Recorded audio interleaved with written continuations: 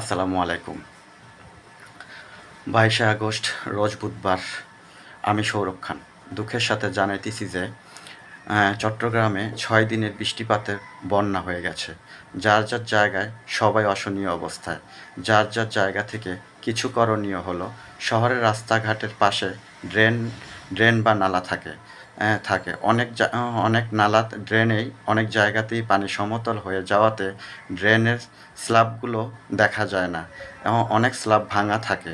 ভাঙা স্ল্যাবগুলোকে চিহ্নিত করে বাঁশ বা লাঠি দিয়ে চিহ্নিত করা। চট্টগ্রামের জেলাগুলোতে বন্যা হয়েছে।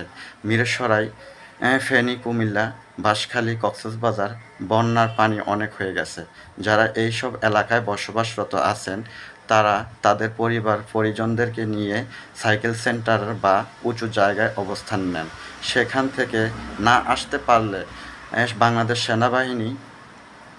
সেনাবাহিনী অথবা কোস্টগার্ডের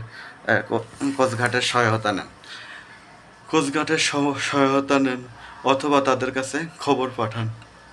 ভালো থাকবেন, সুস্থ থাকবেন। আল্লাহ হাফেজ।